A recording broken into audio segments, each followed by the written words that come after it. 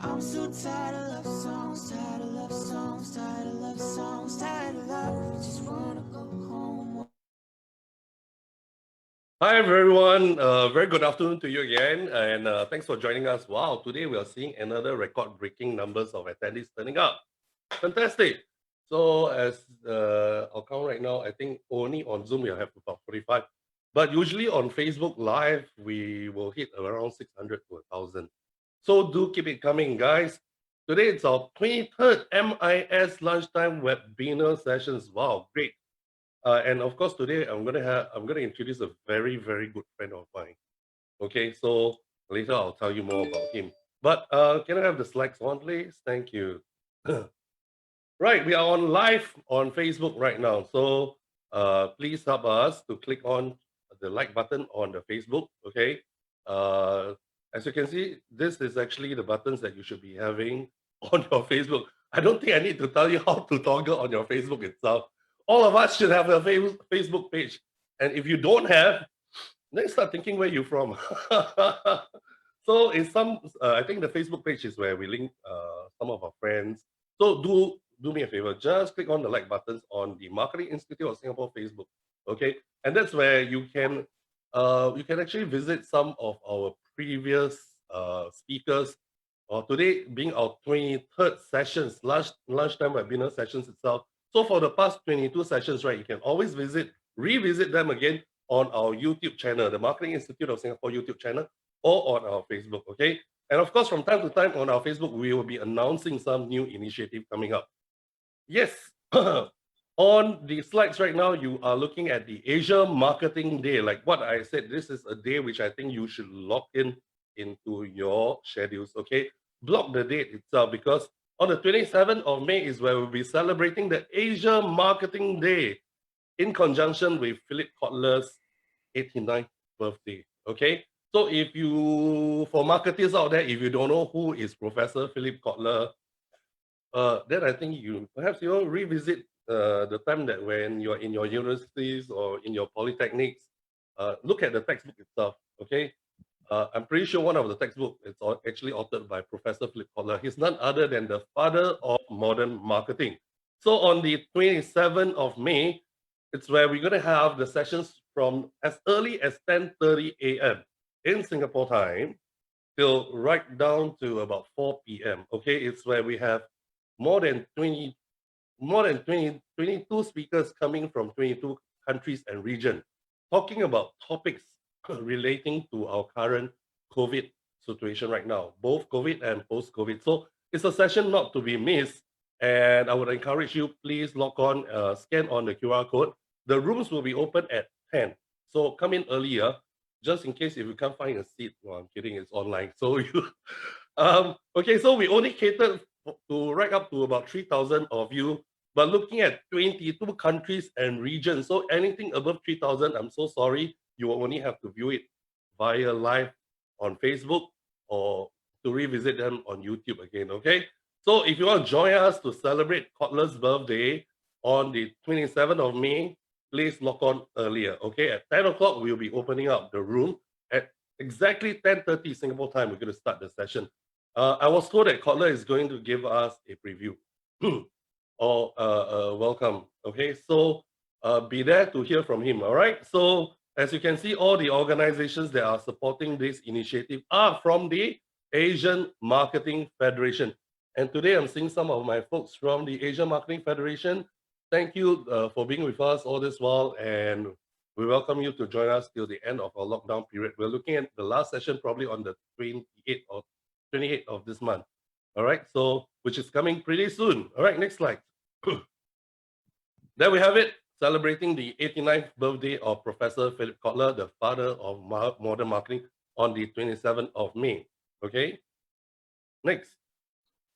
Now, just to let you know how it will be done, it will be divided into three segments. Okay, the very first segment will be led by the East Asia Caucus, including the opening. You can see there the opening video montage by Philip Kotler, and of course the opening address by the current president of the Asia Marketing Federation, Mr. Rohan.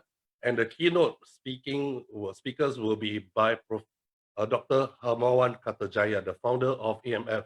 The topic for that sessions will be the consumer in the age of coronavirus. Okay, so as you can see, we have from the East Asia Caucus organizations or the national marketing agencies, associations coming from Korea, Japan, China, Hong Kong, Taiwan, Mongolia, and Macau. All right, and of course, the Q&A sessions will be open up to all of you out there. So if you've got any questions that you need to address to them with regards to the East Asia Caucus and those countries that you're seeing over here, or the region that you're seeing over here, you can always post them on the Q&A panel, which will be appearing on the Zoom sessions itself. Next slide, please. Now, next is where the ASEAN Caucus, okay? All right, and ASEAN Caucus, it's where we will be talking about the crisis marketing in the COVID-19 situation. How should ASEAN marketers respond in their own country? And the moderator will be none other than our local Singapore, no, I don't think Singapore born, sorry. It's Malaysia born, but he's currently with the National Universities, Nanyang Technology Universities, none other than Professor Hui Tian Wan, which will be moderating the session. Okay, moderating the session itself. So you see countries such as Indonesia, Malaysia, Singapore, Thailand, Philippines, Vietnam, Myanmar, and Cambodia. The last I heard, Laos will probably be joining us. Okay, so thanks to our ED, our Executive Director of MIS, he managed to get in touch with Laos. So hopefully they'll be able to join us, right? And of course, there are the Q&A. There's always the Q&A sessions after the caucus discussion, panel discussion itself, followed by a closing and summary and closing by Professor Hui Tian Wan. Okay, so that will happen between 12:30 right up to 2:05 p.m. Okay, wow, that precise until 05. Okay, and of course, the third and last sessions will be by the South Asia Caucus. The topic to be discussed then will be the cultural and humane approach to fight COVID-19. Great topic. All right, so the moderator of the sessions will be Professor Dr. Said Fahad from he's the chief patron of the Marketing Society of Bangladesh. Okay, so and of course you'll be seeing countries such as Bangladesh, Sri Lanka, India, Bhutan, Nepal, Maldives. Now, just in case you see those names that are not appearing as our speaker's name yet, that is because they are in the midst of discussing who should be representing the country. You know, that's how intense it is. Okay, so do join us during the 27th of May, on the 27th of May, and the sessions will end around 3:45 or latest by 4. Okay, right. So next slide, please. Haha, today our speaker for today will be none other than Mr. Bhavik Bhatt. Now, yesterday, like what I've said, he actually was quite instrumental in terms of rebranding exercise for our local TV station MediaCorp. Okay, so he'll be touching on the topic on the leadership guide to building a strategic brand narrative. Wow. Now, I'll tell you a bit more about Bhavik later when I do the introduction with him. But of course, next week, do join us. Don't miss out on next week's sessions. We'll continue with our next week's sessions with Ms. Bakana Nisha, Professor Catherine Tay, and myself will be talking on a topic which is very relevant to all of you. And of course, Professor Catherine Tay, being our top trainer in MIS, I remember like 25 years ago, she was my law lecturer. So she'll be touching on something that's very related to law and COVID-19, something that I don't think you should miss out, okay? All right, so like I said, do join us in our executive development program. We have been voted 5 years in a row to be the #1 corporate training provider in Singapore itself. So I believe, among all the 120 courses, you should be able to pick up from one of them. Okay, next slide, please. Get yourself certified as a digital marketer. Okay, so this is where you can do it by attending our advanced diploma in digital marketing. Like I said, how else can you get yourself certified? Self-proclaimed digital marketer. I think it's quite subjective. Sometimes, if you receive a name card saying that, hey, I'm a digital marketer, by what qualifications or by what standard? They can be practitioner, by the way. I'm not saying that they're not good. But I'm just saying that isn't it good to actually back yourself up with academic qualifications such as the one that's being offered by the Marketing Institute of Singapore Business School, the Advanced Diploma in Digital Marketing. It's where you will learn the full spectrum of digital marketing and emerge as a qualified digital marketer with a advanced diploma in digital marketing itself, and of course our ever popular diploma in sales and marketing and diploma in business. Call us, reach out to us via the telephone number which is appearing on the screen, 86663092. Okay, right, next page please. Join us as a member. Our membership is, we are offering it free of charge right now. So as our associate members, you are able to get discount. So yes, which will be ending sooner by the end of May. So you want to find out how you can join us, look out for the 2 telephone numbers out there, or otherwise click on the QR code. Mass donation, we're still doing our mass donation. So help us. Okay, we want to benefit the countries that are around the region, especially when it comes to Philippines and Manila, a country that Bhavik loves a lot. Okay, so we will be donating the mask to Philippines, especially in Manila, where some of the frontline workers and the underprivileged are not able to equip themselves with even a basic mask. Okay, so we are working with our partner from the Philippines, which is the Philippines Marketing Association, to get this done. All right, so it's just $20. So just click on the QR code over there and help us in the donation drive. Right. I think that's all. I think, wow, I'm keeping it very short. Great.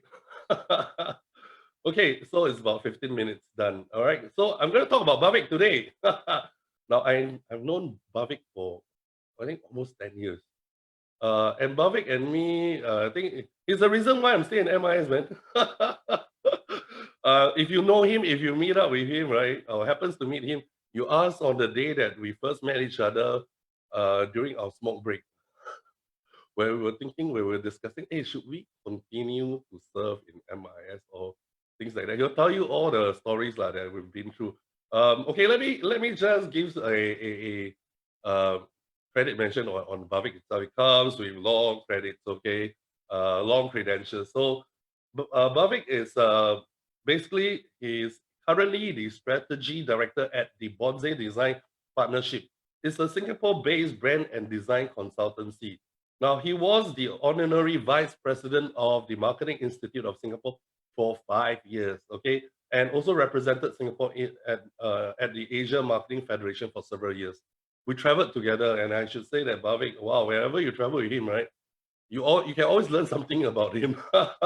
Nice guy. He's always a very chill guy, and he's always the extreme opposite of me. He's always very cool. Sometimes I can be like, very agitated. Yeah, he always calms me down. So I was telling him, if he's a female, I probably would have ended up marrying him instead of my current wife. Okay, anyway, he's been building brands for over 20 years now. So Bhavik not only has a diverse work experience, but also a career. And most of his life experience are shaped by workplace diversity. See, in times of crisis, that's where you learn more. So I think Bhavik is certainly one of those, right, that really prevail, wow, my tongue tied, out of crisis. Okay, now this includes organizations ranging from 40,000 staff to a 4-man startups, from technology, banking and finance, media, entertainment sectors, and others. Okay, so he has been the strategic lead for building brands across Asia. That includes the ever famous Maybank brand transformation across 17 countries and 42,000 staff that led it to gain the top brand spot award in 3 years in a row running in Malaysia. So one of his notable accomplishments is that he actually led the countrywide retail design rollout of the telco giant Hutchison Whampoa in India, which was eventually acquired by Vodafone for USD 9 million. Okay, sorry, 9 billion. A big difference when you mispronounce the B and the M. So it's $9 billion USD. Now his clients include leading brands like Nestle, ANZ Bank, Philip Morris, StarHub, MediaCorp, and CapitaLand in Singapore, just to name a few. Now, as you toggle between diverse industries, startups, ventures, and multi MNCs, right? Bhavik remains as a perennial outsider with a fresh perspective. He believes that when ideas and business models meet across the disciplines, it will lead to a industry shaping innovations and customers' experience. Wow, there you have it. I think it comes with big, long credentials. So, without further ado, let's welcome our good friend, Mr. Bhavik, into the room. Hey, hi, Bhavik. Hey, Roger. Thank you for that. Hey, nice to have you, man. Well, I think wow. Hey, to it's very see. difficult to get you. I know you're very busy during this period of time, still working from the comfort of your home Yeah, during COVID and looking forward towards post-COVID itself.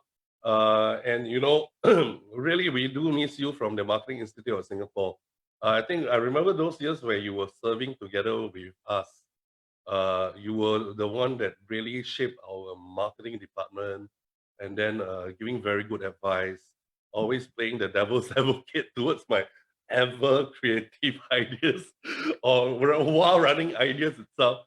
So we do really miss you in terms of Marketing Institute of Singapore itself, and all the staff certainly do miss you. Okay, so yeah, so today you are here to share with us the leadership guide to building a strategic brand narrative. Okay, so take it on, Bhavik. We want to learn from you today. All right. fantastic. Well, thank you for that introduction. I did not imagine that you would read through the whole thing, and it always sounds quite pompous. So, thank you for that. I'm happy to be sharing some thoughts today. I think the reason why this topic about building brand narratives came up was because we were trying to understand what are the biggest gaps that organizations have today and the kind of challenges that they're trying to get across. And the one thing that is very clear is that the kind of things that the brands used to talk about, continuous self-promotion, pushing their own products and services and everything else, is not quite the kind of thing that is expected in the market today. People are kind of, in a different mind space. They are sensitive to the kind of messages that are out there. Some of those people are actually going through some very difficult times. And so brands have to learn and adapt and change how they actually express themselves. And what we're going to do today is actually go through some of that content to understand how do brands actually do that? How are the brands faring today? How can we actually build a brand in this challenging time for today, but also for a future when COVID will no longer be the primary focus of our life and business has to continue as usual. So what I've done is I've prepared a few slides and I'm going to try and see if I can share the slides here. There we go. Okay. So, well, that's me again. Thank you. The QR code will send you to the LinkedIn page. This is to help everybody who is on the webinar. You don't have to scramble and try and take screenshots. Message me on through MIS links or on LinkedIn, and I'll send you the slides. I would like you to spend most of your time actually listening and thinking about the kind of things that we're talking about and sending us interesting questions that we will deal with after the webinar itself. The QR code will come back at the end of the presentation if you didn't get that. So the question that we're going to talk about today is, why do some brands have so much lasting power? And we're going to look at some very interesting brands out there and how they achieve that. And the way we are going to look at that is going to be in a very methodical way. So in a very structural and systematic way, we're going to understand how brands can actually build themselves and build stories that will make them last, make them sustainable over time. So this is a sort of very high level framework that we talk about. I apologize, this is probably the most complicated looking slide on the deck. The rest, everything else I hope will be a lot more fun and a lot more easy. So the starting point is always the brand strategy. Now, how do you actually plan for COVID-19? You know, any strategy that any company had in, let's say, December 2019 is out the window. So you need to think about how you do plan your brand, how you create strategies that are both agile, but also open in terms of looking at the challenges and opportunities coming your way. So the business model needs to be sorted. The brand strategy needs to have a clear sense of where it's going, based on which you need to build your brand personality and brand identity. So this is the sort of terminology that brand building professionals use, marketers use, and you are encouraged to sort of think in these terms. Strategy is the direction in which you're going, your ambition, your brand positioning, your value proposition, your purpose, whatever you want to call it, however you want to structure it. Everybody has a different way of doing it. And then that leads to brand personality, which is the human side of you. How would people relate to you? What personality traits do you demonstrate or communicate out there?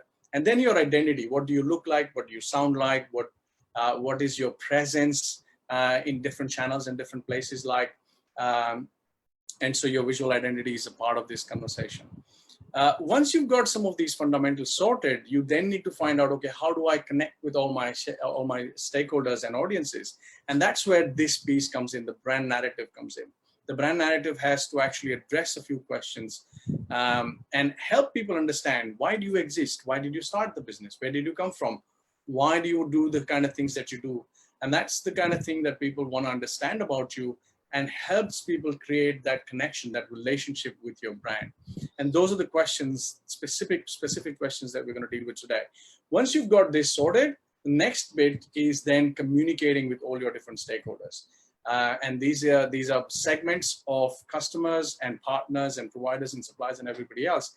And any brand needs to actually connect with all of these. So you take the master narrative and then you sort of break it up into some granular bits that people can actually understand and relate to, because the message has been catered to them and presented to them on a channel that they are familiar with. So that's essentially the process, and the orange bit in the middle is the bit that we're going to talk about today, because that's the most sort of both interesting and challenging part. Everything to the left of it becomes increasingly more analytical, and everything to the right of that orange column becomes increasingly more creative.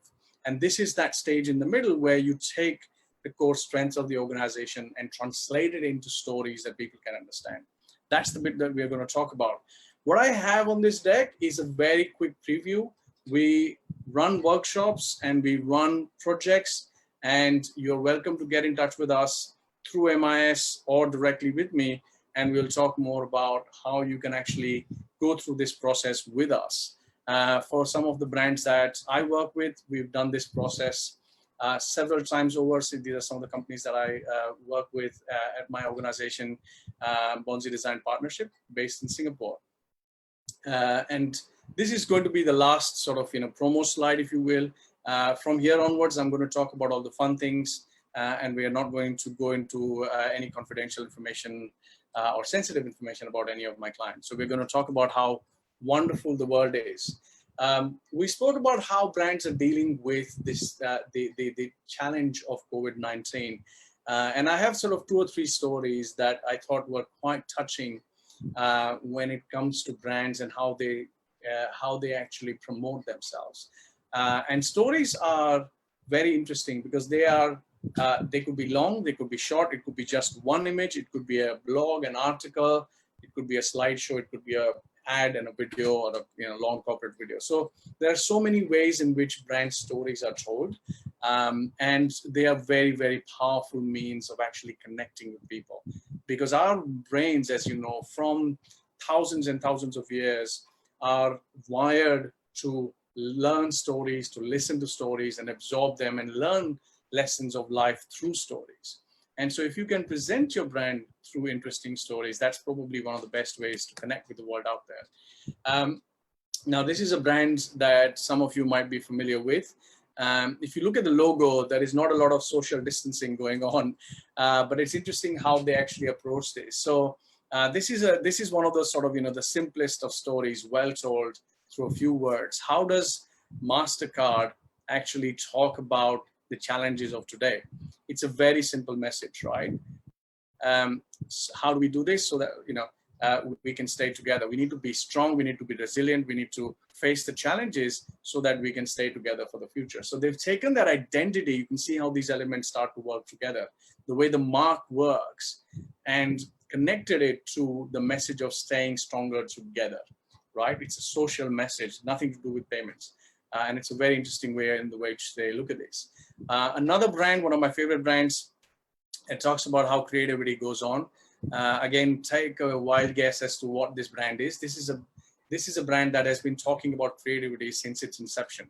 It's a very old, favorite Apple brand. So how is Apple building brand communications during the times of COVID-19? What it is doing is talking about creativity. So I found a lovely video. You can go to YouTube and take a look at it, where it talks about how famous and not so famous people are using creativity to sustain themselves through this difficult time. Sustain themselves both financially, but also mentally, right? Creativity helps you actually stay fresh and keep a balanced mind. Very, very interesting in the way it's doing this, very authentic to the way the Apple brand is built. So there's a very clear connection between the brand strategy, the core attributes of the brand, and the stories that it is telling. And this is a story that is not about Apple's products. Yes, you see some of the iPads and other products in the video, but it's not about the product. So you can be talking about several things. You can be talking about your products, your organization, or the social and environmental concerns. And you can be doing that through the authentic lens of your brand. If you look at the world from the point of view of consistency, then people will enjoy the stories that you have. If you change gears suddenly, then it becomes more challenging. These are the brands that are doing really, really well. Here's another fun brand. So some of you will remember what this brand is. This is the Axe deodorant brand. Amazingly creative brand in the way they've been building their brand communications and how the deodorant actually helps you get closer to people or attract people. Now, how are they doing brand communications in the times of COVID-19? Again, a very interesting story. They've sort of put out a video out there that talks about creating a human repellent. So again, going back to social distancing, we don't want to attract people, but we want to keep them away. And so Axe is making this sort of funny, tongue-in-cheek video about how it's making human repellents. And after putting that, people will automatically stay away from you and you won't get the coronavirus. So you can start to see how brands are sort of dealing with storytelling, and you can see how small and big stories are expressed through different formats. This is the product that, again, it's not a real product. It's something that the brand is putting out there to start a conversation. Another favorite brand, Dyson. So what is Dyson doing? It's building brands through a different story. What Dyson has done is, as an engineering company, it has created home projects for kids and parents to do together, and they've put it up on their website. So the engineers who are twiddling their thumbs, hopefully not, but who have some time on their hands because of this challenge, have actually used their talent and built something that families can enjoy together. Again, this is a way of building relationships, and it can be so much fun for families to do that, and they will be grateful to Dyson for allowing them or giving them this great family time. So again, different ways in which brands actually build stories. Here's another fun brand. Some of you will know the car. Tesla, amazing runaway success story. But we have to think about this. Has it all been smooth riding? No. The biggest asset and the biggest challenge occasionally as Tesla has been the founder and CEO, Elon Musk himself. And he's done and said things that some might not consider appropriate. He's missed deadlines. Some of the products didn't meet the expectations that they were going to deliver. And yet we see a huge staying power of the brand. And we have to ask ourselves, why is that happening? Is it because he just makes very beautiful, sexy looking cars? And that's not the case. Why is the entire automobile industry, which has been around for hundreds of years, or over 100 years, I'd say, threatened by this upstart? What is going on here? What is the power of the brand Tesla? Yes, they make great cars, but there is a brand strength that they have, which allows them to make a difference in the market and stay sustainable. That's their share market. I mean, share prices are not the best guide to brand health at all times, but it's not a bad way of looking at it either.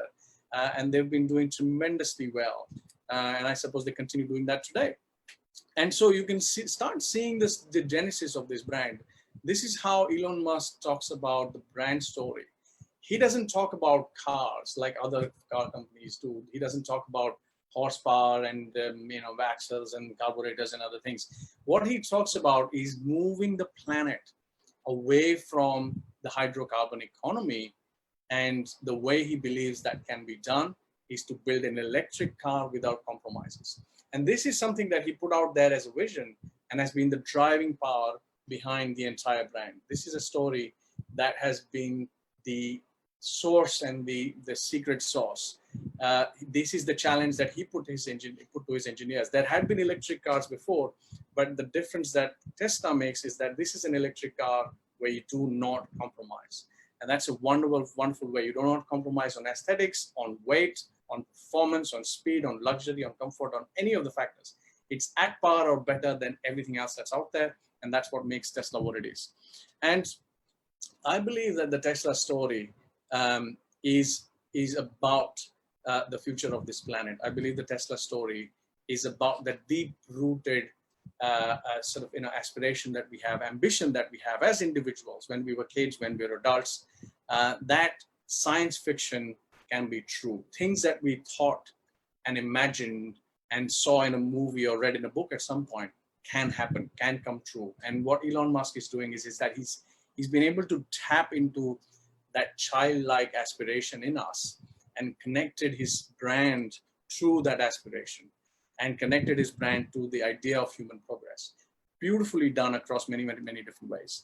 And that's probably one of the best examples of how brand stories work. And there's nothing more powerful. Every single time you put a great story out there, you are building your brand, building a connection with people. And without that, you're just a warehouse full of products. It's very difficult to actually sustain yourselves. And we spoke why brand storytelling is important. So I'll skip through this. Now let's talk a little bit about brand narrative. So why is all this sort of funny language? There is brand strategy and then brand story and brand narrative, and why do you have to use all that? And there's a simple explanation for this. We spoke about this process.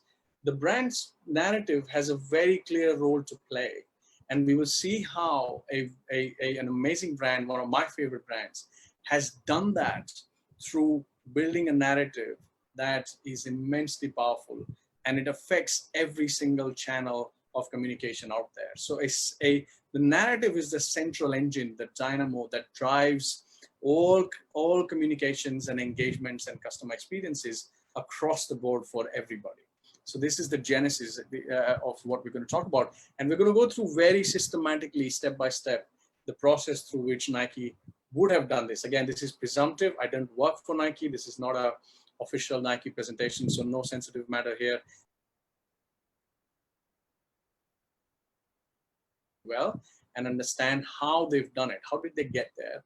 And then doing the best you can to meet that. So the difference between a brand story and a brand narrative, if a brand story is a dish, your brand narrative is the spice rack. These are the ingredients. This is the master drawer from where you can pull ingredients and cook new stories over time and keep delivering new stories over time. This is your kitchen.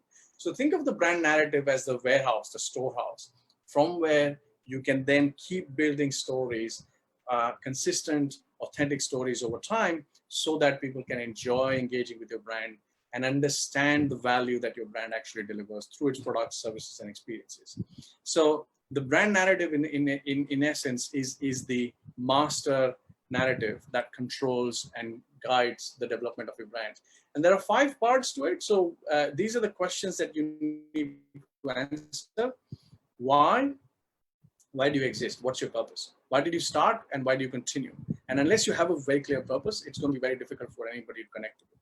When? So when are you going to change the world? What is the future impact that you're going to make on this planet? And people really do need to know the kind of future you're interested in, because today the future is very uncertain. And there needs to be a very clear idea from you and your brand as to what that future is going to be. Then come product strengths. This is the third thing. A lot of brands actually start the conversation with, look, we have, horsepower, brake power, seats, engine, suspension, whatever nonsense. People don't care about that stuff first. Yes, they do before they do spend the money and make the purchases. But that comes later. First, they want to understand who you are, where did you come from. The next is the who of your brand. Who builds your brand? Who are the people? What are your people's strengths? How do you treat your people? Because the way you treat your people is significantly going to impact how those staff create the products and services and engage with the world outside. They are your biggest brand ambassadors. And so your people's strengths need to be very, very clear. And the last one is the how, and this is going to be the most important conversation that we're going to have today, the social impact, because businesses can no longer simply focus on business value. That time is now moving on. We need to make sure that we play a very constructive role within the communities, within the environment, and within the society in which we operate. CSR can no longer just be one department that the CEO visits once every month to make sure that his annual report is going to look fancy. It doesn't work that way anymore. People are no longer just asking, why do I trust you? And can I trust your product? They are asking whether they can trust the brands to do the right thing when it comes to the challenging times. And that's why you're seeing so many brands getting out there and helping people during the challenging times that we're in today. This is the reason why. So we're going to go through each one of these in the way Nike has done this, very swiftly moving through the process. And we're not going to go too deep. So again, a lot of this comes from the workshops and interactions that we have. We're going to skim the surface to keep this conversation as easy as possible, and then get to the Q&A where we can then actually start talking about this. And I think that's going to be the fun bit as well. So the journey structure, let's look at how Nike has sustained itself as one of the most powerful brands, starting with why, right? So that was the number one reason. Why do you exist, right? And Nike's reason to exist is very interesting. They talk about the mission to bring inspiration and innovation to every athlete in the world. And how do they define the athlete? If you have a body, you're an athlete, right? So what is going on here? If you read this sentence and trying to understand why it's been written the way it's been written, it's because Nike understands that the enemy is not outside. The enemy is within us. The enemy of health and well-being and family and togetherness is within us. And that enemy is probably laziness. The fact that people don't get out there enough, the fact that people can't do enough, or they don't get enough exercise, they don't get enough workouts. And so what Nike is trying to do is to say, we're going to bring inspiration and innovation to you so that you can be the healthiest version of yourself. What a great and simple mission to have. And this is a hallmark. Again, we talk a little bit about copywriting here and the way brands express themselves. Visual and verbal storytelling is so important, and you need to take all the time you can to actually craft your messages correctly so that you can deliver those ideas in the simplest format and using the fewest number of words. And so as Nike starts to do this, let's just analyze this. And I'm going to do this once, not for every single stage, but just so that you understand what is going on in the background. The first question is, who is the customer? What are the segments? Who are you talking to? So before you craft your messages, you need to think about the kind of customers that you serve. And then you need to ask the right question. Why did you start? Why do you continue? Why do you persist? Right? And that question needs to be answered. And if you look at the way Nike does it, right, you can break it down into 4 parts. There are key themes that you want to talk about. This is the implicit themes of your brand that you want to talk about, but you can't actually use those words outside. So many brands come to us and they say, oh, we want our brand to be a thought leader. You will never see those words on the website, right? You don't see the website where, well, there might be a few, but most people will not say on the website, we are a thought leader brand. No. So what is that idea? That is the implicit theme that you want to put out there. Those are the aspirations that you have. And those become the driving strength for building the stories themselves. The next is the benefit, right? How do you justify the theme? Why does this theme exist? If a theme doesn't connect back with your product or a service, that theme is not going to be useful. So we use this filter to actually understand if a commodity brand is trying to be a thought leader, that doesn't really connect very well, isn't it? So we need to make sure that your strategic direction is clear and that you have a reason why you've put that theme forward. The next is the narrative. These are the actual words that you use. And then the last bit is the substantiation. So you can't just put words out there. Nike just can't say, oh, we want to inspire the world. They need to prove to the world that they can do that, or at least they are on the way of doing that. And whether it's a big organization or a small company, we work with startups and SMEs as well. Every single time, there is no harm in putting an ambition out there, a strong aspiration out there, but you need to actually demonstrate that you are either delivering on it or you're on the way to delivering on it. That's very, very crucial. So how does Nike do that? Let's look at those, right? So the implicit theme here is motivate. And this connects back to the business. If Nike motivates you, you will wear your sneakers, you will get out, you will work out, you will wear those sneakers out, you buy the next one.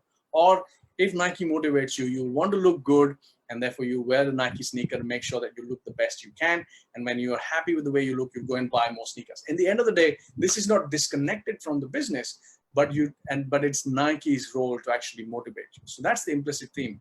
How is it doing that? It's doing that by reaching out and connecting people to the idea of exercise and motivating them. The words that they use, which is what you saw on the previous slide, explicit theme, bringing inspiration and innovation to every athlete in the world. If you have a body, you're an athlete. So those are the words that they use out there. This is nothing to do with just do it. That is the tagline. This is the core mission that drives everything that the business does. And the evidence is out there. You can see Nike, when they talk about every athlete in the world, they have a distribution system and a supply chain that actually reaches every single point in the world, right? So they can deliver, they can prove to the world that they can actually deliver on the mission that they have. And they've got some phenomenal strengths that they've built over time. So this is the kind of structure that we would be working with, and that I would encourage anybody who's trying to build a brand to work with, to build a brand narrative that can actually fuel brand stories moving forward. So let's look at a few other questions. What is the future impact? The future that Nike talks about comes from the point that the kids are our future. They're going to grow up and create the future, and they're not getting enough exercise. They're not healthy enough. 1 in 5 kids doesn't get enough exercise, physical activity. So that's the perspective through which Nike is building the future. And this is, again, just one tiny slice of the way the brand is building its aspirations out there. And you see how much investment Nike makes in connecting with the kids, both through paid endorsements and through voluntary and supporting activities. So Nike's narrative, again, these are the words, the way they've been crafted, the language that they use to make the world understand what the brand Nike is about, the words that they use. They're talking about kids who are active and healthier, happier, and more successful in school and in their future careers, right? So if you're active and healthy, you will be more successful. So we're working with the community partners across the globe to help get kids moving. This is the very simple way in which the Nike brand connects with the future. So it's not just all about great looking shoes. They're talking about building the future with kids. Then let's talk about product strengths, right? So that's the core. This is where the rubber meets the road, the sneaker sole meets the road. And how does Nike start to do that? What do they talk about? And Nike has been phenomenal in its products. As you know, they're known for the innovation. This is a description that I found about the Nike Air technology from 1978 and the amazingly sustainable innovation that they've built in Air as the Nike Air product is so good, and it's still relevant today. And I love the products and love the way it actually works. And this is the kind of this is the kind of language that Nike was using in 1978. And this is what they're doing today. So look at the amount of innovation that's going on, right? And again, this is how you're building stories through products and communication, right? Don't you all love it when you actually get on a beanbag, right? It's one of the best experiences you can have when you're sitting down, is to get on a beanbag. And so what Nike's done here is they've built a shoe which has a sole that works like a beanbag. They've created these tiny little balls. They call it the Joyride. and it gives your soul some very good, cushioning support, and it kind of sort of shapes around your soul so that it gives you amazing comfort. Now, isn't that a fascinating story in itself? How do they talk about it, the official language? We dare to design the future of sport. We make big leaps and we take big risks. Look at how the story is now starting to connect. And coming from a brand that delivered the Air, the Joyride, my favorite, the React system, which is another soul system that does very, very well for your legs. They talk about constant innovation in a beautiful way. And the language actually comes together. So you can see here how the narrative, which is the high level sort of language of the brand, we dare to design the future of the sport, is connected to stories, individual product stories with the beanbag and everything else. And that's what the brand needs to do. Next is the people layer, the people strengths. And Nike is very clear that that innovation comes from the people. And right from the top, there is a huge encouragement to everybody who works at Nike to actually participate in that innovation process and participate in their social projects. And this is the energy that the people bring, right? So what's the language again? What's the narrative? We are the people that do, we lead, we invent, we deliver. We use the power of sport to move the world. Moving the world is why you join Nike. You don't join Nike so that you can tie shoelaces for people in a store, right? Language that drives aspiration and wants people to come and work with you. Talent that is attracted towards your brand and understands the kind of difference that you want to make in the world. And that's really, really powerful. And the last one, social impact. Again, this is, as I said, is increasingly becoming the most important part of your brand. And Nike is doing some amazing things. So Nike's social impact project is massive. I think we can have a whole seminar or probably more time, a few hours maybe, talking about the social projects that Nike pursues. But just one of them is the way they talk about adolescent girls, right? Young girls. They've looked at developing countries where growth is a challenge, progress is a challenge, development is a challenge. And they've honed in on the specific area where Nike can make a difference. Young girls, if they help young girls become healthier, participate in sport, have a voice, be confident, those girls are going to grow up and raise families and build the nation. And that is such a beautiful thought that I think Nike has sort of started to pioneer from a very long time ago. And they're doing a great job, right? They still have that as a front and center piece of all of their social engagement, protecting the future of sport. That's what they talk about. And the narrative is actually much wider. As I said, there's a lot that we can talk about. So they talk about fair and sustainable future where everyone thrives on a healthy planet and a level playing field. And these words are loaded. If you think about it from, what does a level playing field mean? It means that we have to respect diversity. We have to respect equality. We have to make sure that there is fair play, fair practices in the way the products are sourced, the way they're built, from the factories to the shops and every place where they're sold. And this is a huge responsibility. So that's where I thought it was beautiful in the way in which their sort of high-level narrative, the language actually then gives rise to both stories that people hear, but also actions on the ground. And so that's pretty much the wind up, the last bit of it. And you can see how the themes of motivation, of championing, of innovation, of inspiration, these themes are actually guiding the way Nike builds its narrative. And then that master narrative is then giving rise to hundreds of stories. And I'm sure in whatever country you are, you've heard an amazing story from Nike and you enjoyed it and you always want more of it. So with that, I will probably give it back to Roger and probably ask everybody here as to what is your narrative personally as your own personal brand. And then if you're building a brand, that's an even bigger question to ask. Thank you very much. Hi, Bhavik. Sorry, that was a marathon. I was trying to make sure we don't run over. It wasn't. I think, just feel free to go on. At the end of the day, it's you that we want to hear more from. Okay, Bhavik, I think, okay, at this time, for all the attendees to our lunchtime webinar, please, if you've got any questions at all, do send them to the Q&A panels. And I particularly probably will have we'll start off with me asking you a question. Hey, very weird. Me and Bhavik has been a great pal all this time. And you know what? Well, for me to ask you questions, I think we always talk privately, right, Bhavik? Okay, let me throw you the first questions. Now, as a startup now, okay, brand stories, for big companies to invest in brand building, using narrative, during the stories and the steps that you've gone through, they probably will have the resources to do it. But what about for small startup or for a small SME company like mine? When do you think, if we do not have the resources in terms of brand building, or brand design, building up the stories behind the brand itself, then what who should actually take on the initiative? Should it be the founder, the boss, or someone as the staff itself? As I know, you said everyone should be involved. So for starting a company itself, how much, what are the kind of effort we're looking at in terms of brand building?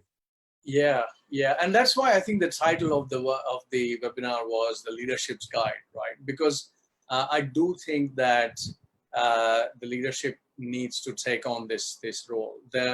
Nobody else knows and understands your brand story, especially in a small organization or a startup, other than the founder, right?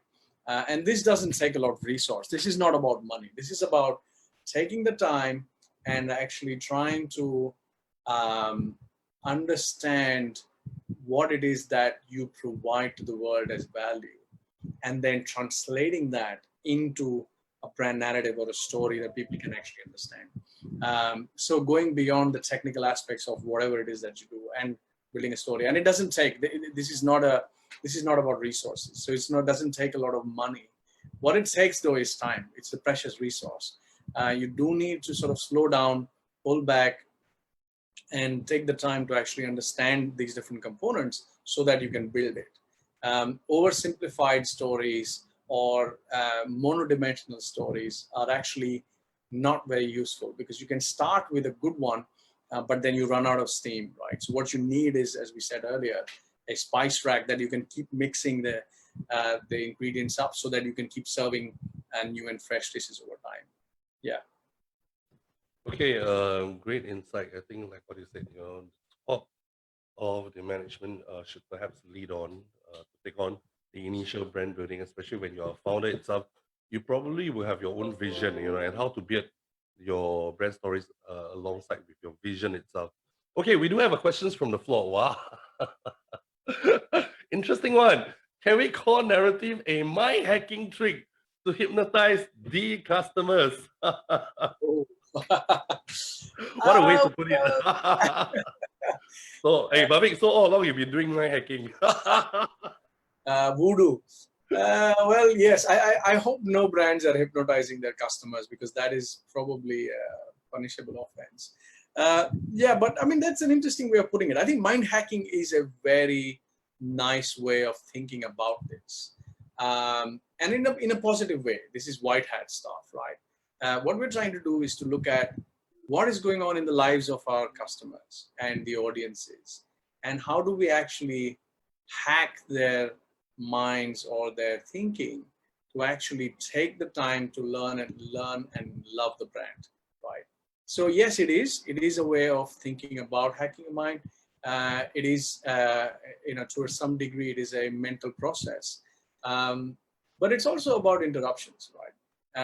You want to be a brand that can interrupt the audience and the viewers world and their lives, and be forgiven for it, right? So that's probably another way of thinking about it, is how do I put myself in front of someone in a way that's not going to offend them, but in a way that they would want to know more, that they would want to come back again, they would want to connect more with the brand.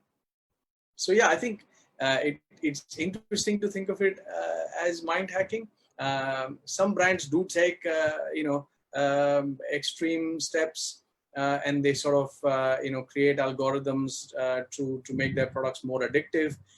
Gaming brands have been known to do that. Some other brands that I will not talk about but everybody is familiar with, try to do that to hook their customers and keep them addicted to their experiences and their products. In a healthy dose, that's not a bad thing. But if it gets extreme, then that becomes a challenge. So it's a good thing to start doing these type of exercises, but do them in a healthy manner. True, Bhavik. I think I won't say that it's my hacking. I think in today's context, I think consumers or customers, they are well, information is readily available, and at the same time, I think in terms of aptitude, they are really there. So if you're not authentic about your stories or your brand towards them, I think they can just pick it up just like that, right, Bhavik? And on top of that, we do have regulatory division that looks into it. I think Professor Ang Peng Hua, the chairman of the advertising authority, will come after you. Okay. Okay, keep those questions coming, guys. Okay, I probably will have one for you on my own. Okay, Bhavik, during this COVID period or post-COVID period itself, right? Which brand do you think will probably disappear, or which brand will okay, Zoom being one of the platform, one of the brand that really are gaining Yeah. popularity now. So which brand do you think are actually in a crisis right now, or which brands or industries are in a crisis right now? That they probably need to go through a rebranding exercise. Now we know rebranding is always when they are sort of off tangent and they are disconnected with their stakeholders itself. All right. So in your opinion itself, I know sometimes it's difficult to actually mention brand names, but if you can, it'd be good to actually bring it as a case study right now and your prediction on some of the brands that will Yeah. survive post-COVID. I mean, it's hard to predict anything these days, man. But I think that what we do see is that there are so many brands that have started to either shut down or sort of file for bankruptcy. So one of the big retailers has exited Singapore recently. You might have heard that. So any business that relies on a physical interaction that has not been able to reinvent itself does have that challenge. So many fashion businesses, the retail businesses, are facing that challenge. But then at the same time, there are brands like Nike who have embraced e-commerce, and then they're doing amazingly well. So there are industries like, if you look at the way the travel industry is going, the aviation industry is going, those are extremely challenging places and types of industry to be in right now. I think some of them, I don't think any amount of sort of brand building is going to help them sustain. The only thing that they can do is wait it out. So those are the brands that are facing the most amount of challenge when it comes to the time. I mean, yourself, you are in this space as well, right? The events industry is going through some very, very challenging times, and everybody is scrambling to actually figure out how do we move online. But what is important is, again, how do you bring the brand along? How do you build a connection with your brand and your online presence and avatar? So that becomes very crucial as well. And brands are thinking in a very innovative way. And I think that's another sort of hallmark of staying power. Brands that are thinking new and fresh and different are actually able to meet challenges in a much more effective way. So I was in another seminar yesterday, and one of the speakers spoke about innovation. A travel brand, a luggage travel luggage brand is working on some aromatherapy. And I was like, what aromatherapy? And the way in which they explained it, again, a beautiful brand story. They said, in the past, we used to wake up, travel to office, and then reach the office and work. So the commute from the home to office is where you change gears and your mind prepares itself for going to the office. And the same happens in the evening. So when you switch gears from work, you go home and you relax your mind and you enter the home. Now that physical change is not happening anymore, and that's causing a lot of stress. And so what this brand is proposing is an aroma-based therapy where you can alert your mind before you go to work. So you can actually switch it on, and then say within your home, you can actually think about being in the office, or after working hours, you can switch on a different scent and get your mind to relax and spend quality time with the family. Very interesting project. I don't know whether it's going to be a commercial success, but I thought it's a very good way of starting to think about building new types of applications and new types of business models for the COVID-19 challenges. And I think we are starting to see some of that come through, some very interesting things. I'm sure you're seeing some as well. Yeah, true, Bhavik. In fact, in our industries, we're seeing a lot of events management company, EMCs actually transforming themselves. Some of them I know they transform themselves into cleaning company just Well, to just to maintain yeah. the sustainability of their organizations. But yeah, like what I said, sometimes having good brands actually provides resiliency in times like that, especially when you have crisis. And for you to be able to transform, you probably will emerge stronger post-COVID. All right. So, okay, we do have two questions from the floor. Right, from the same Mr. Ojas, right? Or Mr. Ojas. After this pandemic itself, would it be easier, or would it be easy to create enough strong image in the mind space of consumer and make them spend same high cost for the product? Again, that's a challenging question. Well, make them spend the same amount of money. I think that's going to be a big question for some time, right? Because the financial impact of this crisis is very clear. We can see how the whole world is suffering.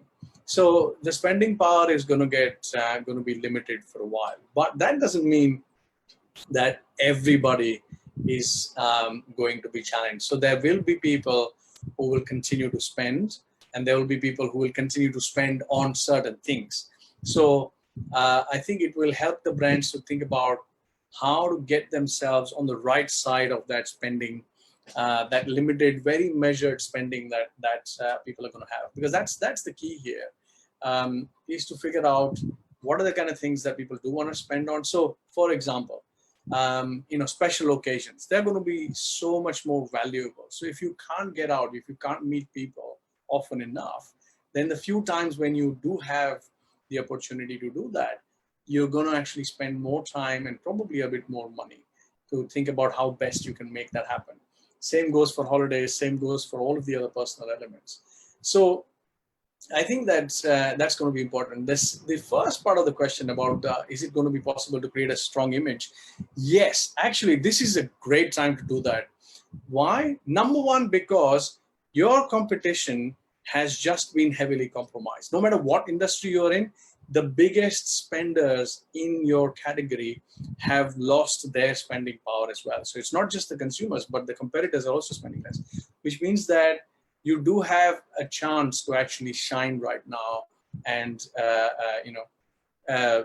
find your niche, find your space, differentiate yourself, and people will hear you. And I think the last part of that is, post-COVID, I think going back to the previous, the last bit of the webinar itself, the slides that we spoke about, social impact, that's going to be the crucial discussion. Did you or were you able to play a constructive role during this challenging time?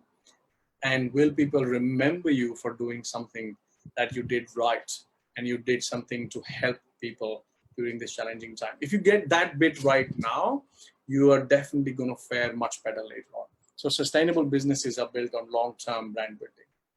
And I think that's definitely possible. True, Bhavik, I agree with you that, in fact, we're seeing a lot of industry player. In fact, those players that are top of their game itself are facing challenges, and really it actually erodes some of their what I call the advantages or the sustainable advantages right now. And in fact, that is the best time for you, if you are not the leader in that game itself, to actually adopt a more challenging platform or more challenging vision in terms of catching up with the market leader. So yeah, excellent. Okay, Bhavik, I think which brings us to the next question by Ms. Georgina Tay. All right, she's one of our regular. Hi, Georgina. Welcome again. So, All right. Most marketing principles almost always look at the 5W1H. We always refer to 5 wives, 1 husband. Okay, as a complete set. Okay, complete set. It's interesting in brand messaging, you do not highlight where as the component of the brand strategy. Okay, so yeah. so what is your take on looking at the where aspect? Does it not have an impact on brand building? I think you did something like that, but probably not in that. So maybe you Yeah. want to reiterate that point again, Bhavik. Yeah, so I think very good. I think the 5 whys, the why, the 5 W's, the why, when, what, who, and then where is the one that I didn't use, and then the 1H, one husband, how. The where is actually not applicable to all the brands, so we don't use that as a consistent sort of permanent fixture. But there is a whole sort of brand building space which we call destination brands, right? And so if you think about a destination brand, a hotel, a resort, a city, the where becomes very important. But even for a brand that doesn't have a destination, where can be an important part of why it exists, or what it presents as a product, or who the people are. So for example, if you think about, I don't know, let's think of a random brand, Cisco, right? Now we know that Cisco as a brand was born in San Francisco. Now today people forget, but if you look at the logo, it's got the San Francisco Bridge on it. And the where is actually built into the identity of the brand itself, the original sort of West Coast technology brand. And a lot of brands actually are built that way. Heritage becomes a very important part of the brands, and that is again something that we cover in the why and in the what. Is where do you come from? The one of my favorite examples is TWG, right? It's a heritage brand. It's not that old, but actually it's beautifully built.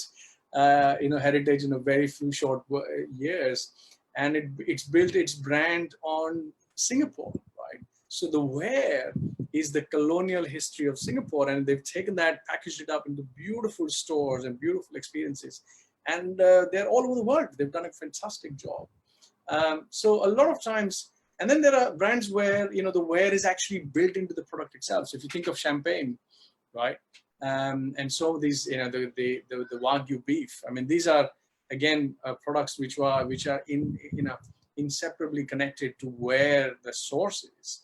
And everybody knows, you buy a German car, you get performance. You buy an Italian car, you get beauty.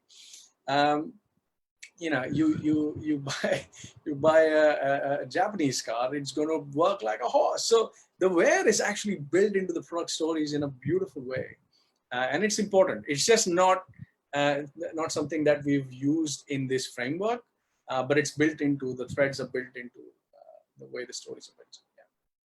Thanks for answering to that questions, Bhavik, on the why of brand narrative. Okay, now next question I'm going to address from one of our good friend, Dylan. I think you know who he is, Dylan. Hi, Dylan. Thanks for joining us today. Well, Dylan actually jumped on a topic which I'll be touching on next week, because I know our speaker on next Tuesday will be touching on events. So originally I was thinking of, sharing on some of the events during COVID or post-COVID stuff, all the challenges. But since she's touching on that, I'll be talking about personal branding, with something that's very close to my heart. So I think Dylan actually jumps the questions which you're supposed to pose to me. But it's a good thing to ask you too, because we are very good friends and you know where I'm coming from sometimes. So how should we balance the founder's personal branding and building the new company's corporate branding? I know why. I seriously know why is he asking that questions? Yeah, because he's just joined a new organizations, going through some building, I would say brand building challenges upcoming. So yeah, I think that's a great question to ask. Founders personal branding. Sometimes the founders personal branding supersedes the new company corporate branding itself. So I don't know. To me, it's a good thing. But what about you, Bhavik? What do you think about this? Yes, I mean, it depends. It depends on the company, it depends on the industry. And there are pros and cons, right? So if I talk about Roger Wang, right? Roger Wang is an inseparable part of the Essential Works brand, right? And your brand is so deeply connected to the way your organization runs. And that works pretty well. I think the challenge that needs to be thought about is when scale happens. So we've seen how, for example, in the case of Uber, where the founder's personality becomes a challenge for the organization. So if the founder's brand becomes too deeply enmeshed in the organization, then the advantage is that the charisma and the strength of the founder is translated to the brand, and the brand kind of enjoys that benefit. The other great thing about that is the element of personality. And this is what I love about personal brands and the way founders build brands. And Roger, I'm a big fan of yours as well, because you bring so much personality into everything that you do, right? And that is something that helps people connect. It's very simple, right? If you're going to be, if you're going to be dry and boring and monotonous or monochrome, if I would use a metaphor, it's not going to be fun for anybody. And the founders actually have that. They have elements of their personality that they actually bring to the brand. And because the founder is the consistent element, the brand enjoys that consistent brand building, the sort of the thread that connects everything as well. And so it's usually beneficial. But we do deal with challenges where organizations are actually trying to make sure that there is a very clear line between the two, and that the risks of connecting too closely with the founder's brand, the founder's personal brand, can be managed. It's not something that is a negative, and you don't need to throw people out of the brand building conversation. I think what you need to do is to create structures, the kind of scaffolding that we saw today, to make sure that everything has its right place. And that's where I think then the brand and the founder kind of synergistically build on each other, but both of them have a very clear place in terms of how they can grow. But I mean, you know that the best brands that we know today are connected to the founders. I mean, from Apple to Google to Facebook, and every amazing tech brand out there that we know is so deeply connected to the story of the founder. And I think that's going to remain a part of the way brands are built. Yeah. Yeah, true. Bhavik, I think I'm a great fan of yours too. I have to admit that. It's always Romance continues. Yeah. Yeah, I do agree with you. When it comes to personal branding itself, you really need to strike a balance on how can leverage on each other and not overpowering each other. So the balance, it's where the line, like what you said, it has to be distinctive, and at the same time, to ensure the continuity of the brand or the corporate branding itself beyond the founders itself. Because founders, you do have a certain lifespan.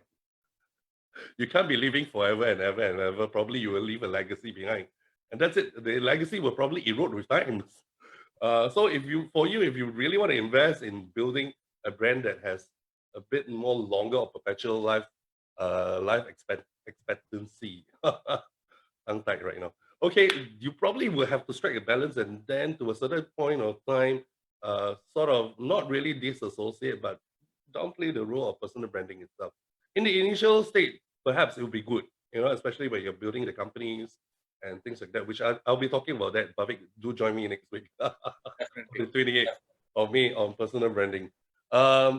Great. I think that's a great answer to have, and it's something that's certainly very close to my heart. And I do learn a lot from you, Bhavik, in terms of branding and personal branding itself.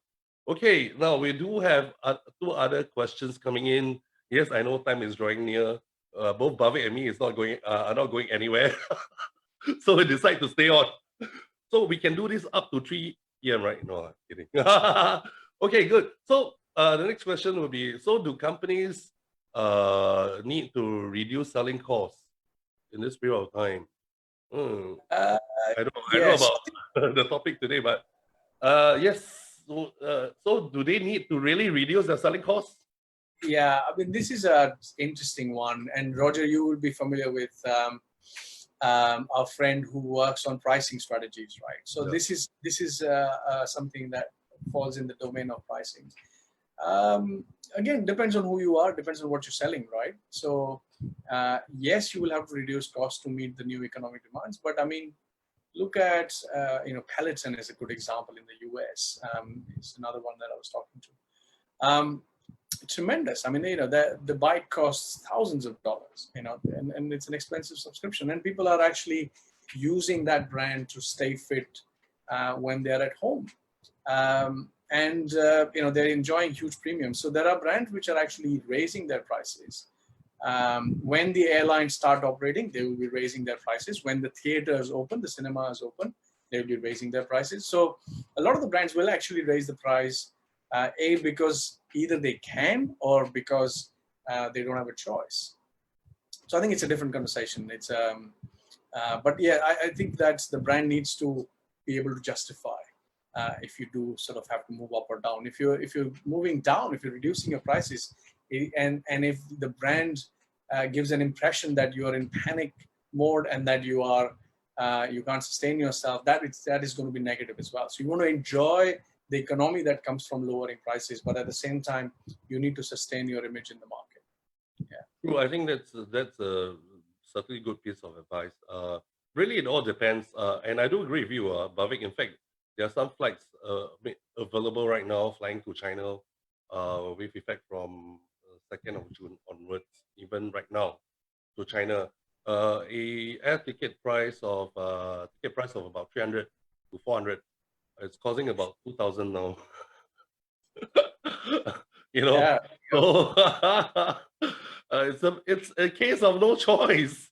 Yeah. They have to sustain their operations, and of course, giving discount or reducing the cost of acquiring the product. It depends on how you pitch it to your customers, right? Like what you Yeah. say, it can't be like a case of panic selling, and things like that. It should be pitched as, in support to their current global recession right now. That one should not be making super normal profit. It should be on thinking about sustaining Yes. their customers, their consumers, and at the same time sustaining the organization to strike a Exactly. balance there. Okay. So last question by Georgina Thay. Hi. Any tips for companies creating new brands during this period? Okay. I mean, my number one tip is to be sensitive. I think that's going to be the most important thing, right? Just when you're about to launch, when you're thinking about a new brand, close your eyes and just imagine the different groups of people you'll be talking to, right? Someone who's just lost his job, somebody who's just lost a parent, somebody who's gone through severe illness, people who have been sort of cooped up in their homes, unable to see their friends or their family. It's a stressful time, right? And even though I would hazard, in Singapore, have not seen really challenging situations as much as some of the other countries have gone through. It's a very, very difficult situation to be in. So first and foremost, I think what we need to do is to be sensitive to the challenges that people are going through and reflect those in the way you build your brands. So that's one. Second is to be optimistic. If we continue to beat on the horrible, terrible, sad story that COVID-19 is, nobody's going to enjoy anything. So let's look at the future in a bright way, and show people where a brighter future is possible. Right? That optimism is what is going to be very attractive to a lot of people going forward. And last, I think, is to think of innovation continuously. I think creativity and innovation is probably the most important thing after social value. I think brands really need to make sure that they are catering and tailoring their messages to the way the brand needs to be built, and making it new, different, and interesting for the world out there. Because if it looks like, sounds like, feels like something that's been done before, and then it's just going to be another boring thing and nobody wants to care. So especially for new brands, people expect a little bit of spunk. You can get into a little bit more respectable space later on, but if you're new on the street, then go out there and take a few risks, and be adventurous is what I would say. Yeah. Yeah, great. I think Bhavik correctly said, really to be sensitive towards the ground on what the sediments is right now in terms of building your brand. It's challenging time, but during challenging or crisis, there are always opportunity that exists out there. Now, the correct thing is actually to look at seriously what is being needed. So I think the sediments on the ground are a bit somber. That's why we are always trying to do our bit. MIS, we are doing our bit, bro. Every lunchtime we'll be here. Other than public holidays, Saturdays, Sundays, which we will not be around on Saturday and Sundays, right? And Monday being a public holiday, do join us again on Monday, okay? On Monday itself. I think really thankful for Bhavik. And like what we said, he was the VP of Vice President of the Marketing Institute of Singapore. We were serving together. And I've always enjoyed his presence. So Bhavik, can you do me this bit? Can you do me this favor? Which bit? Okay, we go flash some of the slides. Can you help me to make the announcement? Give me a break, man, bro, today. They've been hearing me talking about this. Okay, so just take this as a challenge. It should not come in as a surprise to you at all. So I'll just do this bit for you, and then from there onwards, the next few slides you do it for me. So those that have really enjoyed Bhavik lessons today, Bhavik sharings today, I think ought to give you a round of applause, right? Yeah. Okay, so Bhavik, thanks for sharing with us the leadership guide to brand building, a strategic brand narrative. Can I tell you this? You actually broke our record. For the past sessions, I think today it's highest turnout for our webinar. So it looks like we have to invite you here over and over again. Well, thank you. It's going to be just my mom, but I'm glad other people showed up. Right. And Bhavik, we MIS and you, we are working out a deal with you right now to actually have you on board as our trainer. I think there are a lot of things that you can share with us. Okay, so please don't keep those knowledge to yourself. Share with us. This is where you can actually benefit more people by sharing your knowledge and teaching us about brand building. Okay, I'm going to leave the next few slides to you so that I can take a break. Please zoom into Bhavik right now. Thank you. Lunchtime webinars. These guys are phenomenal. Yeah, they've been doing this non-stop for the last 23 days. The only organization that I know is doing this with such frequency and great talent. I mean, just look at the people on the screen right now, except for the guy on the right-hand side. He's boring and he's done. So Jack Yeo, somebody I know actually. He's amazing from the Chinese CCPID. Great personality, great insights. Eugene Xia, staying motivated. Ang Peng Hua, again, I mean, he's been a part of the MIS circuit for a while. Amazing guy. Donald Lim, that's a refined trainer. Alan, I mean, these are great people. I know a lot of them personally, and I would really encourage you guys to come on along. And while you're eating, taking a break at 12:30, this is probably the best thing you can do, is to have an hour of fun people. And there we go. Talking of challenges, Miss Barkatu Sinha, if I got that right, I hope I did. And she will forgive me if I didn't. Barkatu Nisha. Nisha, there we go. The show must go on, planning and executing events during a crisis. I mean, this is such a difficult, challenging topic, and she's going to be dealing with that. She looks great. I'm happy you've got some great presenters, Roger. Yeah, this is quality people on the roster. Likewise, you do look great too. Okay, let's not give credit. Let's give more credit to yourself.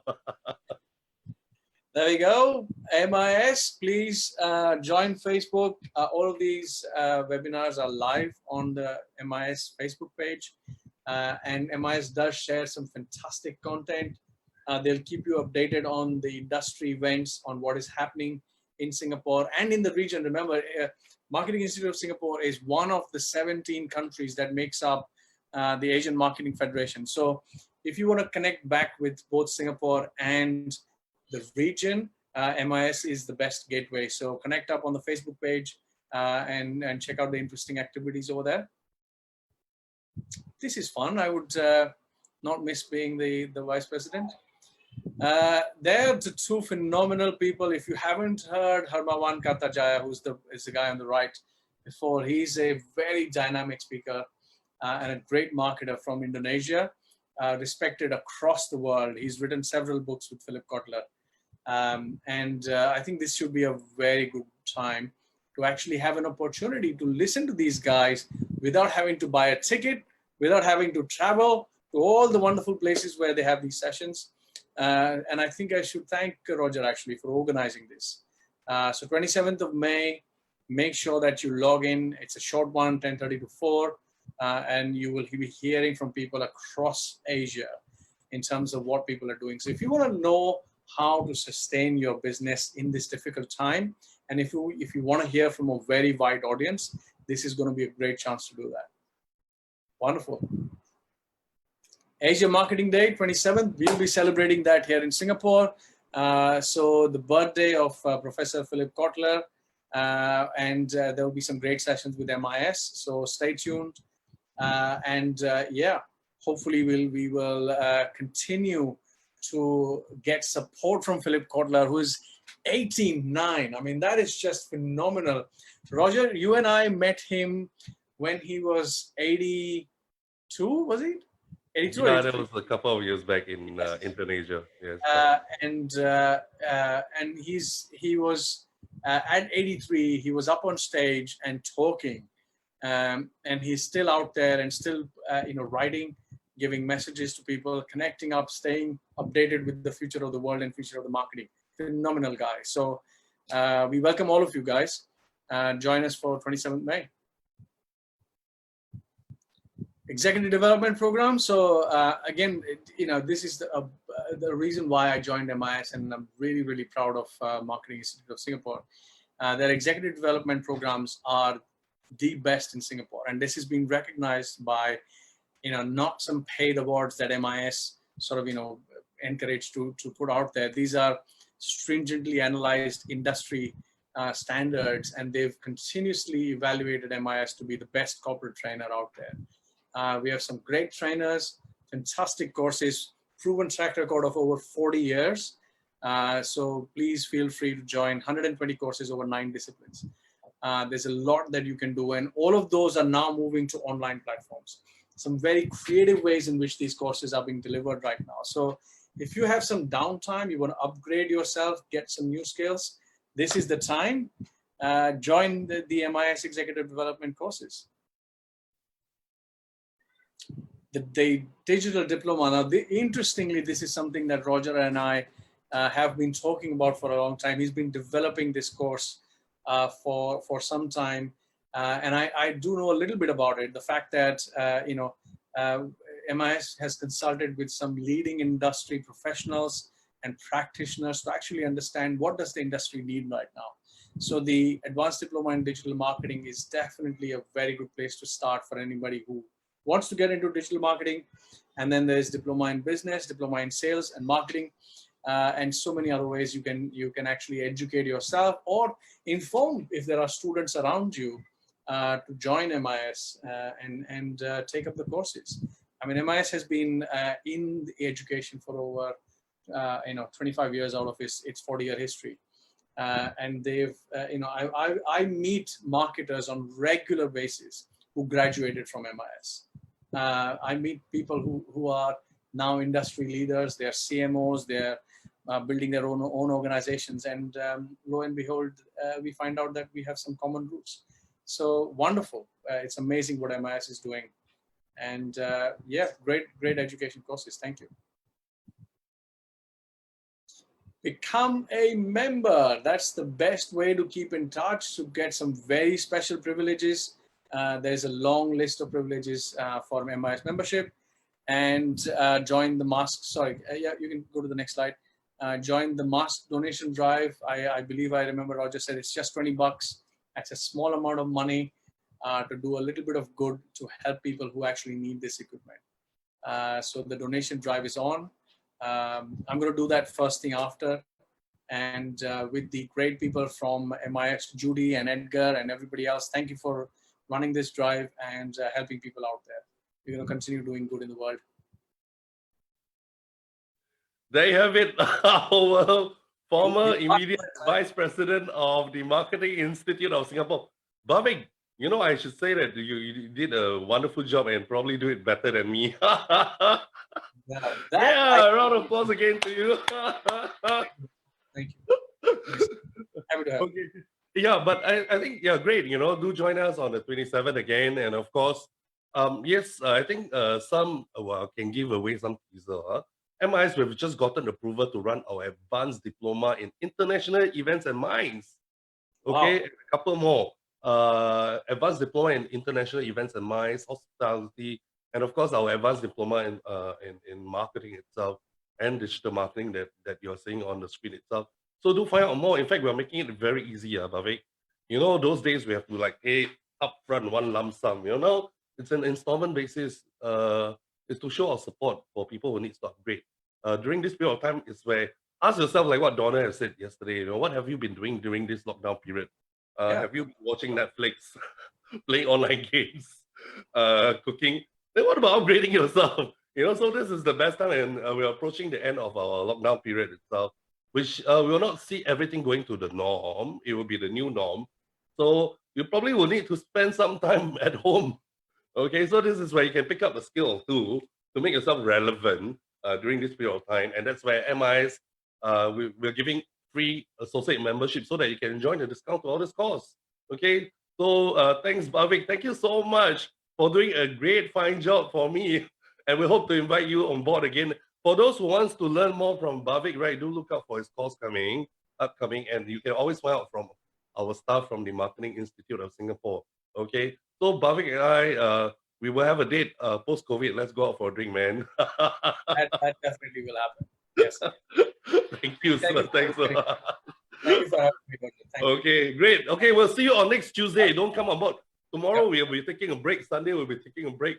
Likewise on Monday, because we're celebrating Hari Raya with some of our staff. Okay, online. So come on board on next Tuesday. So where we'll be talking about events during this crisis. So yeah, do look out for our sessions coming on Tuesday again. So don't miss out on that session. So Bhavik, let's give each other a call after this, and we plan for our that is the plan. All right, man. Have a good one. Thank you so much. Bye-bye. Yeah.